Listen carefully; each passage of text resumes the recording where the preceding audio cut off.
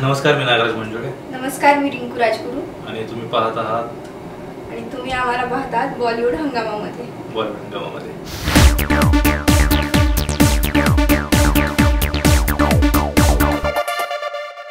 तुमची पिक्चर उडी चालली, तुम्हाला कसा वाटते? तुम्हाला कसा वाटते? मराठी में मैं आपसे सवाल पूछ रहा हूँ. मैं हिंदी में जवाब दूं या मराठी? आप मराठी में दे सकते हैं. आप मराठी में दीजिए. ठीक आहे. आमची फिल्म खूप चांगली चालली आणि खूप छान वाटते की लोकांचा इतका चांगला प्रतिसाद आहे आणि माहीत होतं की प्रतिसाद चांगला मिळेल आणि इतकी भीती होती आधी की फिल्म आवडेल का नाही हे पहिल्यांदा वाटत होतं. पण फिल्म रिलीज झाल्यावर लोकांना ती इतकी आवडायला लागली आणि इतकं म्हणजे मस्त वाटायचं आम्हाला की अरे इतका चांगला प्रतिसाद मिळतोय, माणसं ओळखतात आहे आणि कुणाला भेटलं की लगेच सांगतात आम्ही 4-4 वेळा फिल्म बघितली, 10-10 वेळा बघितली आणि त्यांना ती स्वतःची फिल्म वाटते. तर छान वाटते. छान वाटते. ओके. जिस तरीके का परफॉर्मेंस इनका है फिल्म में, एक तो लोगों को ये यकीन नहीं होता कि जितनी इनकी कम उम्र है और जिस तरीके का उन्होंने परफॉर्मेंस उन्होंने किया, बिकॉज बहुत से लोगों का मानना ये है कि फर्स्ट और सेकंड हाफ बिल्कुल बहुत ही अपने आप में एकदम डिफरेंट है. And which is I think the beauty of the film as well. Personally, I feel that is the beauty as well. First half is like entertaining and it has got all the trappings of a जो कि typical commercial films होती हैं उसकी एक trapping है, गाना है, बजाना है, होली भी है. Second half एकदम बिल्कुल realistic उसमें मोड पे कहीं ना कहीं आ जाता है. लेकिन जिस तरीके का इनका से फॉर एग्जाम्पल अगर पर्सनली देखा जाए जो परफॉर्मेंस ग्राफ आप देखते हैं, she looks like a seasoned actress actually. कहीं से ऐसा लगता नहीं कि इनकी पहली फिल्म है और इतनी कम उम्र इनकी होगी. ये देखिए, मैं जब रिंकू से पहली बार मिला था तो एक होता है ना, मैं कास्टिंग जब करता हूँ तो पहली दफ़ा मैं लुक ज़्यादा ध्यान में रखता हूँ कि कैसे दिख रहा है. मतलब आप अर्ची जो मैंने कैरेक्टर लिखा था तो अर्ची कैसी होगी ये मेरे दिमाग में जब आता है तो कोई एक इमेज आ जाती है. उसका जो कहते हैं ना, उसका रहन सहन, उसकी भाषा, उसका बोलने का तरीका वो भी दिमाग में होता है. लेकिन जब किसी का आप देखते हो कास्टिंग करने के लिए तो उसका लुक पहले देखते हो.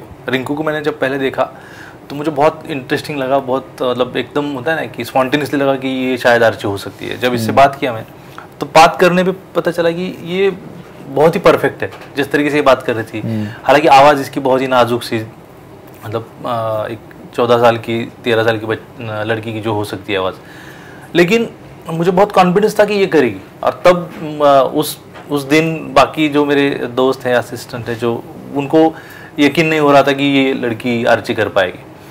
लेकिन जब उससे मिला और उस मिलने के बाद हमारा डिस्कशन हुआ, 1 साल बाद भी जब हम शुरू की तैयारियां कर रहे थे तो तब मुझे बहुत कॉन्फिडेंस आया और मैंने इसको एकदम शुरू के दिनों में ही बता दिया था कि तू बहुत अच्छा काम कर रही है और होना हो तो नेशनल अवार्ड जरूर जीत. बिल्कुल, आई थिंक मिलना चाहिए बिकॉज जिस तरीके का जीत लिया जी हाँ, स्पेशल मेंशन मिला है. एंड जिस तरीके का जो एक औरत के पॉइंट ऑफ व्यू से भी कहीं ना कहीं फिल्म है. It is primarily from a women's point of view as well. मैं आपसे बात करना चाहूँगा दैट इनफैक्ट जो आपके यहाँ फैन बैठे हुए हैं, हमारे जो कैमरामैन हैं गुरु, तो उनका फेवरेट डायलॉग है कि दैट तुला इंग्लिश मध्ये सांगू का, I think very famous actually. वो जिस अंदाज में आपने कहा है, मतलब जिस तरीके से आपने खेला है एक्चुअली, मतलब उनको आपने तरसाया जिस तरीके से है कि अभी नहीं, अभी थोड़ा सा और मतलब एकदम आपने उनकी जो भावनाओं को की जो डेप्थ है उसको बहुत आपने अच्छे तरीके से पहले तोला, उसके बाद फिर आपने उनको बोला आपने. तो ये तुला इंग्लिश मध्ये सांगो का, तो उसमें कुछ उसके बारे में आप थोड़ा सा बताइए कि दैट अगर मराठी में समझ में नहीं आता है तो क्या इंग्लिश में बताऊं क्या? वो डायलॉग कह के या बताएं इफ यूड लाइक टू. बिल्कुल म्हणू कॅमेराला मराठीत सांगितलं कळतं ना, काय इंग्लिश मध्ये सांगू? All right. Technically, I think it's looking very good. I think the camera work is outstanding. I love that particular portion जब वो जो होली वाला सीक्वेंस है और जो ऊपर से आपने जो सारा कैमरा वर्क जिस तरीके से आपने किया है, बहुत ही simply, the entire thing is very simply done. बहुत से लोग जो हैं मराठी सिनेमा को सडनली बहुत ही ज़्यादा सीरियसली लेना शुरू कर दिया है पूरे all over India and even at the level of world. तो क्या आपको मतलब एक अच्छा लगता है that as a Maharashtrian, as a Marathi yourself, that एक इतना ज़्यादा एक इज्जत जो है आप कहीं ना कहीं आपकी फिल्म की वजह से आई है, बिकॉज कहीं ना कहीं पैसा आने से एक फर्क पड़ता है. Do you feel that pride? बिल्कुल अच्छा लगता है क्योंकि मैं जब फैंड्री रिलीज हुई और तभी भी मुझे लोग बोल रहे थे कि आप हिंदी फिल्म करोगे या क्या करोगे या मराठी करना चाहते हो। तो मैं खुद मानता हूँ कि फिल्म एक अलग लैंग्वेज है, वो कोई मराठी हिंदी इंग्लिश लैंग्वेज उसकी हो सकती है, लेकिन फिल्म एक अलग लैंग्वेज है। और मैं हालांकि कुछ सालों से ना मराठी में बहुत अच्छी फिल्में बन रही है जी, और कंटेंट वाइज तो बहुत ही बढ़िया फिल्म बिल्कुल है। बिल्कुल। और हिंदी से तो मुझे बहुत अच्छा लगता है, बहुत बेहतर लगती है फिल्में। सेम है। हाँ, क्योंकि हाँ शायद आप मतलब ये कहें, लेकिन तो मुझे प्राउड ही फील होता है कि मेरी फिल्म की वजह से अगर पूरे देश का ध्यान अगर मराठी फिल्मों की तरफ गया होगा, और सैराट हो या उससे पहले भी हमारी बहुत सारी फिल्मों ने बहुत अच्छा बिजनेस करते आया।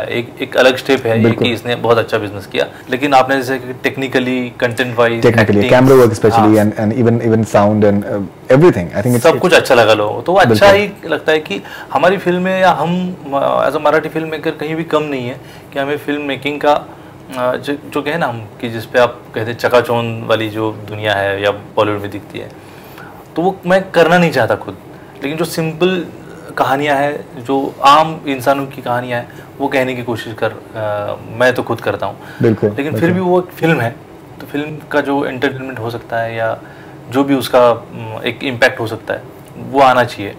तो मुझे अच्छा लगता है मराठी फिल्म मेकर होने के नाते कि सैराट ने इतना अच्छा किया, और मराठी का अगर कुछ भी उसका रुतबा अगर थोड़ा सा बड़ा होगा मेरी वजह से, बहुत बड़ा है, बहुत बड़ा, डेफिनेटली।